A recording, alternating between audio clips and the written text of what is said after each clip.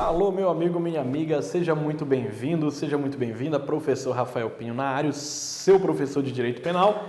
E hoje, dando prosseguimento ao nosso estudo, vamos falar de excludentes de culpabilidade, certo? Então já falamos de excludentes de licitude, já falamos da conduta típica e hoje nós vamos falar de excludentes de culpabilidade, perfeito? Então, vem comigo e bora começar a estudar.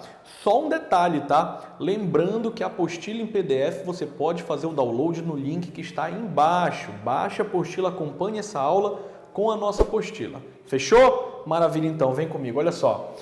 Como dissemos anteriormente, né, a aula passada, a culpabilidade nada mais é do que o juízo de censura, o juízo de reprovação social que recai sobre uma determinada conduta. Então, é por meio da culpabilidade que podemos ver se uma conduta pode ser punida ou não.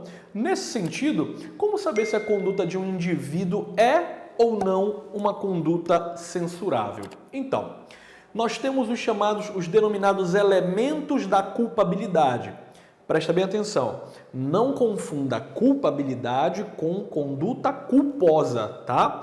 Então, a conduta ou crime culposo ou doloso é outra coisa. Aqui nós estamos falando de juízo de reprovação social. Maravilha? Então, a culpabilidade, ela possui alguns elementos. Quais são os elementos da culpabilidade? Então, nós vamos ter a imputabilidade, ok? A imputabilidade é a capacidade psíquica do agente de compreender o caráter ilícito de determinada conduta. E aqui vem uma outra dica. Não confunda imputabilidade com inimputabilidade, tá? A inimputabilidade é justamente o oposto da imputabilidade, ok? E aí fica a pergunta, tá? Quem é capaz perante o nosso ordenamento jurídico? Então, os maiores de 18 anos, em pleno gozo de suas faculdades mentais, são considerados como imputáveis. Maravilha? Nós temos também como elemento da culpabilidade a potencial consciência da ilicitude. Cuidado com isso daí. A potencial consciência da ilicitude consiste, preste bem atenção, na particular condição, bora ajeitar aqui, na particular condição que guarda o agente em conhecer, ok? Fechar aqui. Em conhecer ou, ao menos, poder conhecer a ilicitude ou a antijuridicidade de determinada conduta. Maravilha? Temos também como elemento a exigibilidade de conduta diversa. Presta atenção rapidamente, só para um detalhezinho que o professor vai falar, tá? A exigibilidade de conduta diversa é um dos elementos que integram a culpabilidade. Quando eu quero excluir essa culpabilidade, a exclusão não vai se dar por meio da exigibilidade da conduta diversa. É sempre o oposto, lembra lá. A exclusão, nesse caso aqui, vai se dar por meio da inexigibilidade da conduta diversa. E a inexigibilidade da conduta diversa é quando a gente age de maneira típica e lícita. Entretanto, naquelas circunstâncias, naquelas condições fáticas, dentro do que revela a experiência humana, não lhe era exigível, daí inexigibilidade, tá? Não lhe era exigível um comportamento diferente. Ou seja, não era esperado que ele agisse de outra forma senão aquela. Muito embora aquela conduta realizada por ele fosse típica, muito embora aquela conduta realizada por ele seja ou fosse ilícita, como não tinha outro jeito dele agir a não ser aquele, nós estamos diante da inexigibilidade da conduta diversa. Professor, o que é a inexigibilidade da conduta diversa? É justamente não ser exigido um comportamento diferente daquele esperado, tá bom? É como se não fosse possível a gente agir de outro modo, ó. Muito importante, está aqui a explicação, tá? Então, a inexigibilidade de conduta diversa é como se o agente não tivesse outra alternativa a não ser fazer aquilo. Não foi possível agir em conformidade com o ordenamento jurídico por conta daquela situação que ele estava sofrendo. Dessa forma, para que a culpabilidade deixe de existir, é preciso excluir algum desses elementos. E isso faz por meio das excludentes de culpabilidade, ok? E quais são as excludentes de culpabilidade? Veja, são justamente o oposto do que eu acabei de falar aqui. Lembra que eu comecei falando de imputabilidade? E eu disse assim, não confunde imputabilidade com inimputabilidade? Lembra que eu disse que a inimputabilidade é justamente o oposto da imputabilidade? Então, a inimputabilidade, ela é uma excludente de culpabilidade. Então vamos lá, acompanha comigo o raciocínio, tá? A primeira excludente de culpabilidade é a inimputabilidade. Na tua prova não vai fazer diferença. Professor, eu preciso saber se é a primeira, é a segunda, é a terceira. Não, isso é indiferente. Tu tens que conhecer quais são as excludentes de culpabilidade, de ilicitude, tá? É isso que interessa. Então a primeira excludente de culpabilidade aqui, na ordem que eu coloquei, na ordem que nós dispomos, tá bom? É a inimputabilidade. Isso é, a ausência do elemento imputabilidade. Os casos de exclusão de culpabilidade previstos no Código Penal são, nós temos aqui, a doença mental ou desenvolvimento mental incompleto ou retardado, atrasado, tá? Que inviabiliza que o agente, ao tempo da prática do crime, ao tempo da prática do crime, seja, presta muita atenção para esse detalhe, inteiramente capaz de entender o caráter ilícito do fato. Ou seja, quando o indivíduo praticou a conduta, ao tempo da prática dessa conduta, por exemplo, possuir um desenvolvimento mental incompleto ou um desenvolvimento mental retardado, esse indivíduo era inteiramente incapaz de entender que o que ele estava fazendo era errado. Era ilícito, ok? Então guarda isso, tá? Inteiramente capaz de entender, inteiramente capaz de compreender o caráter ilícito do ato deles, está no nosso artigo 26, tá bom? Temos também os menores de 18 anos, previsto no 27, e os acometidos por embriaguez, desde que essa embriaguez seja completa, involuntária e fortuita, nos termos do artigo 28, parágrafo 1º, tá certo? Então, os casos de exclusão de culpabilidade previstos no Código Penal são doença mental ou desenvolvimento mental incompleto ou retardado, que inviabiliza, que não permite que o agente, ao tempo da prática do crime, entenda, seja inteiramente capaz de entender que o que ele está fazendo é errado, os menores de 18 anos e os acometidos por embriaguez, desde que completa, não pode ser parcial, tem que ser completa, não pode ser voluntária, tem que ser involuntária, ou seja, ele não quis provocar a embriaguez, e fortuita, proveniente ali de situações que fogem das possibilidades dele. Já assistiu aquele filme Se Beber Não Case? Então, Se Beber Não Case, para quem não assistiu ainda, é mais ou menos o seguinte, o pessoal consegue ficar embriagado, tá?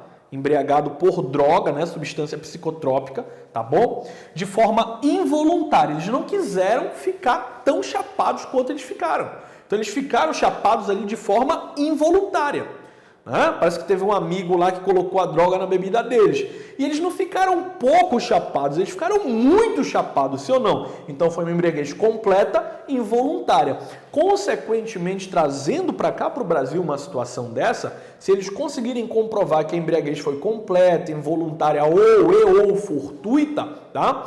Nesse caso, então, eles estariam dentro dos padrões da primeira excludente de culpabilidade, que é a tua inimputabilidade por embriaguez, desde que completa, involuntária ou fortuita, tá bom? Bom, a excludente de culpabilidade, ela também pode se dar por ausência da potencial consciência de ilicitude. Preste bem atenção, vou falar bem devagar. A ausência da potencial consciência de ilicitude. Não entendi. Eu não tenho como compreender naquela situação que o que eu estou fazendo é ilícito. Resumindo, tá bom? Aqui nós vamos falar do famoso erro de proibição. Veja, O erro de proibição ele está previsto no artigo 21 do CP e ele traz o seguinte texto para a gente. O desconhecimento da lei é indesculpável, é injustificável, é inexcusável, ok? O erro sobre a ilicitude do fato, muito cuidado porque a prova sempre tira o i daqui da frente e fica licitude do fato. Não, o erro sobre a ilicitude do fato, preste bem atenção agora, questão de prova, hein? Questão de prova. Se inevitável, ou seja, se o erro era inevitável quanto à ilicitude do fato, isenta de pena. Agora, se esse erro era evitável, ele pode ser diminuído de 1/6 a 1/3. Então, professor, o que é o erro de proibição? Se quiser que eu fale de erro de proibição, comenta aí embaixo, pede pra gente gravar vídeo de erro de proibição que a gente vai fazer. E mais uma vez, abrindo um adendo aqui, tá? Deixa o teu comentário aí se estiver gostando do vídeo, deixa o teu like, pede aí, recomenda conteúdo de direito penal pra gente discutir aqui, que eu conto com a ajuda de vocês para fazer esse canal bombar, para fazer esse canal crescer, para a gente sempre estar trazendo vídeo de qualidade aqui para ti, beleza? Então, olha só, o erro de proibição, ele traz exatamente esse texto. O erro de proibição nada mais é do que um erro na compreensão do texto, um erro na compreensão da lei. Tu não entende o que está sendo colocado ali. Tá certo? Eu não vou entrar a fundo aqui no estudo do erro de proibição, porque a gente vai deixar isso para comentar numa próxima oportunidade. Só entenda que o 21 diz assim, se esse erro, o que é um erro? É um engano, uma falsa percepção de realidade, tá? Se esse erro sobre a ilicitude é inevitável, ou seja, tu ia errar de qualquer jeito, tu vai ser isento de pena. Toma cuidado, porque uma coisa é dizer será isento de pena, outra bem diferente é dizer exclui o crime. Por exemplo, as excludentes de ilicitude, as excludentes de culpabilidade, elas excluem o crime. Tá? Está escrito lá no artigo 23, por exemplo, que as excludentes de ilicitude excluem o crime. Agora veja que quando ele fala do erro de proibição, ele diz assim pra gente, o erro sobre a ilicitude, se inevitável, ele não exclui o crime, ele isenta de pena. Tem diferença? Tem. Tecnicamente falando, tem. Se eu vou fazer uma prova de concurso público que vai me cobrar letra de lei, uma prova muito técnica, por exemplo, então não pode estar escrito exclui o crime se dentro do artigo 21 está escrito isenta de pena. Você está compreendendo o que eu estou falando? Mesmo que para você, advogado, já lá no frigir dos ovos, funcione da mesma forma, seja a mesma coisa, mesmo que na sua concepção, na sua cabeça você diga assim, professor, mas o que interessa é absolver o meu cliente, não interessa. Se eu vou fazer uma prova para concurso público, compreendendo o perfil da minha banca, se na letra de lei está escrito isenta de pena, eu não posso marcar excluir o crime. É isso que eu quero dizer, tá bom? E se era evitável, se de repente você com um pouco mais de cautela, com um pouco mais de cuidado, conseguiria evitar que aquilo acontecesse, então ela pode diminuir sim a tua pena aplicada de 1/6 até 1/3. Beleza? Bom, o erro de proibição, para a gente poder entender legal aqui, ele vai acontecer quando a gente realiza uma conduta proibida. Como assim uma conduta proibida? Então, olha só, ele vai praticar algo que ele, tecnicamente falando, não poderia praticar, não poderia fazer. Agora, professor, o que o leva a praticar essa conduta proibida? Então, N coisas. Por exemplo, o desconhecimento de uma proibição. Então, ele não sabe que fazer aquilo é crime, tá? Por conhecê-la mal. Então, ele não conhece a real situação que está ali por trás daquela conduta. Ou por não compreender o verdadeiro âmbito de sua incidência. Ele não sabe de fato, ele sabe que aquilo ali é proibido, mas ele não sabe como que funciona. Tá? Por exemplo, eu vou dar um exemplo aqui, bora entender legal. Olha só, eu e o Paulo, nós vamos viajar, nós vamos para Amsterdã, porque o Paulo ele já confessou aqui para mim que ele disse assim, Rafael, meu sonho é ir para Amsterdã fumar maconha. Então o Paulo está ansioso, tá? Para o nosso canal dar certo, para a gente fazer uma grana e ir para Amsterdã fumar maconha, cannabis sativa. Só que eu, Rafael, sei que lá em Amsterdã a gente não pode fumar maconha em tudo que é canto. A gente tem que o quê? Tem que usar, né, da maconha, da cannabis sativa ali dentro dos cafés, por exemplo. O Paulo não sabe disso. E aí o Paulo chega lá em Amsterdã, ele já acende logo uma vela, zona desse tamanho aqui, já sai passeando na rua. Veja, ele pratica uma conduta proibida ou por desconhecer que ele não pode fazer aquilo, ou por entender de forma equivocada a regra sobre o uso da maconha nas ruas, ou por não compreender o verdadeiro âmbito da incidência dela. Isso é um erro de proibição, tu estás compreendendo? Portanto, o agente acaba praticando um ato delituoso, mas supõe que sua conduta seja o quê? Supõe que a conduta, preste bem atenção nessa palavra, supõe. Ele supõe que a conduta dele seja lícita. Um exemplo famoso de erro de proibição é o estrangeiro que está viajando e aí ele faz uma conexão no Brasil e é preso por estar portando drogas ilícitas. Olha aí, acabamos de falar disso inclusive.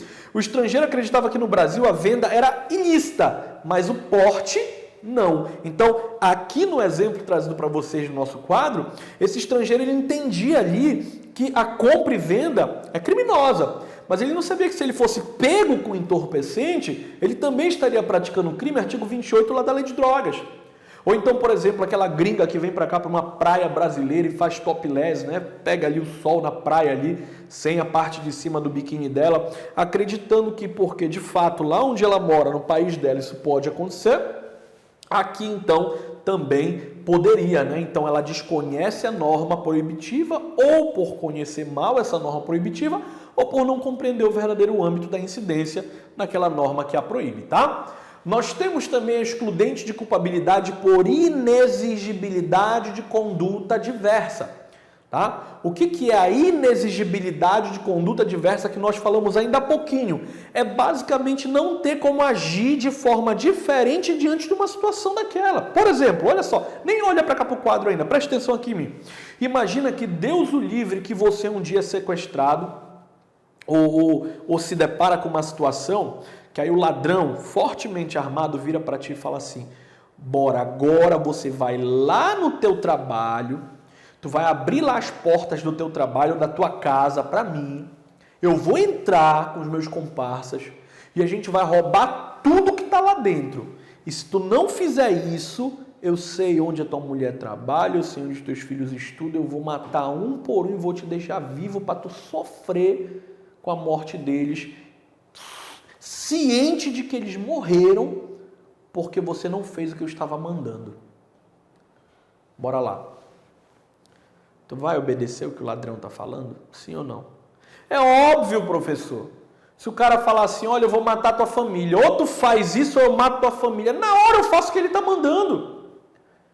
Não se exige uma conduta, uma postura diferente do Rafael, ou do senhor, da senhora, ou de qualquer outra pessoa, que não a conduta de fazer aquele ilícito, né? Praticar aquele ilícito para proteger tua família, pô.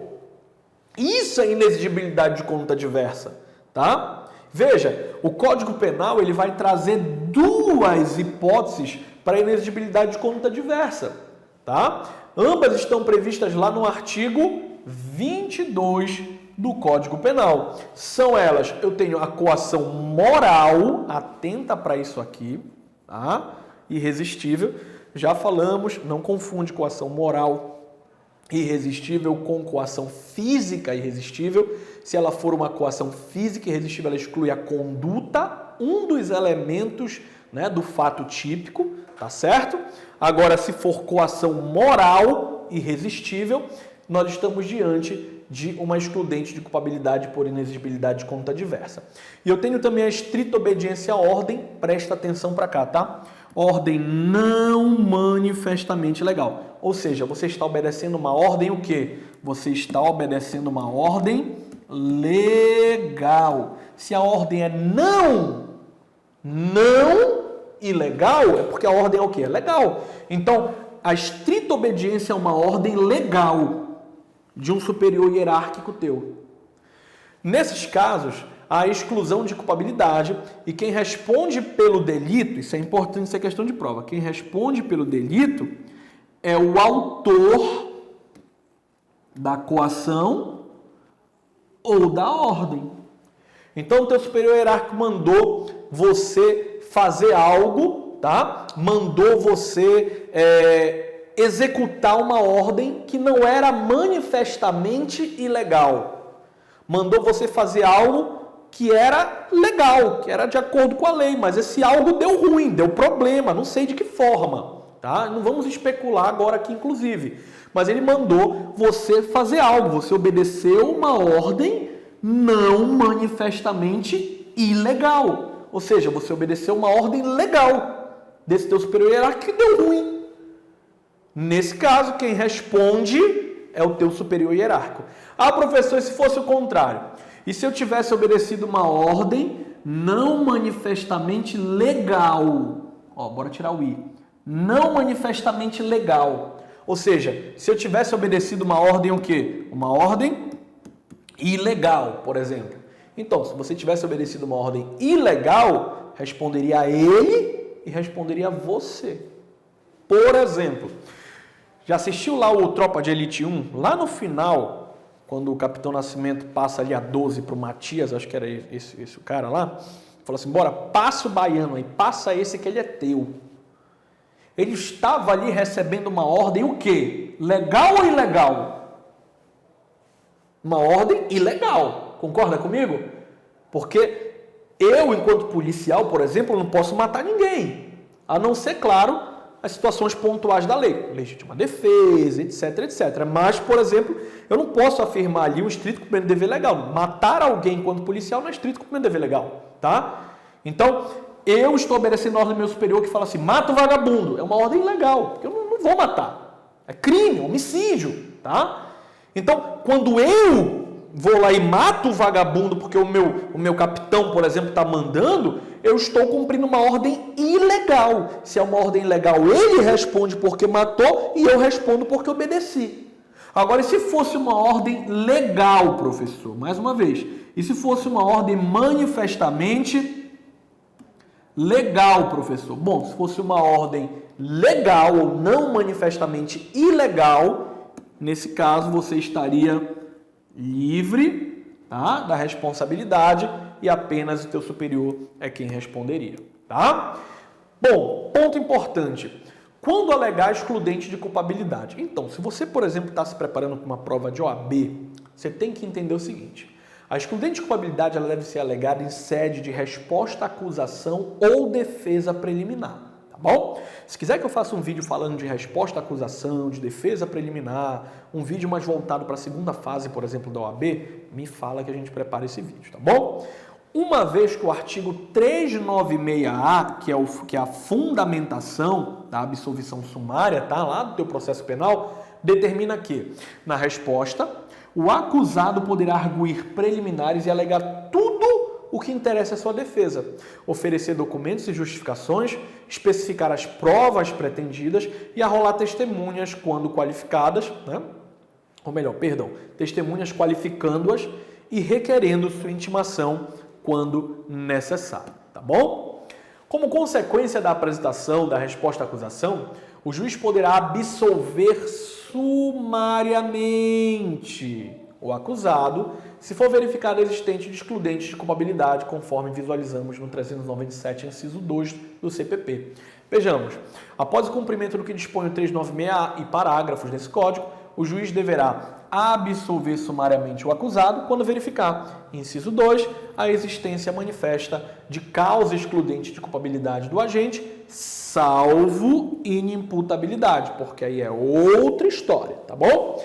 Em outras palavras, o uso das excludentes de culpabilidade por gerar a absolvição sumária do acusado é medida que se impõe ao caso. Então, se você está preparando para a prova da OAB, segunda fase da prova da OAB, vai fazer direito penal, você tem que entender que se vier um tema ali voltado para uma resposta à acusação, por exemplo, um dos pedidos que você tem que fazer lá embaixo, claro, dependendo do contexto que for apresentada a historinha para você poder preparar ali a sua petição, tá? Vai ter que fundamentar aqui com pedido, tá? De absolvição sumária, alegando excludentes de culpabilidade, se você, obviamente, verificar a existência de excludentes de culpabilidade na historinha contada na prova. Beleza? E é isso. Eu fico por aqui. Mais uma vez, se gostou, curte aí, clica aí nessa mãozinha fazendo assim, pra gente ficar ciente de que o vídeo que a gente está produzindo está sendo do teu agrado, tá bom? Qualquer coisa, manda aí uma mensagem nos comentários que na medida do possível a gente vai responder. Muito obrigado, não esquece de baixar a apostila, fique com Deus, até a próxima. Tchau, tchau.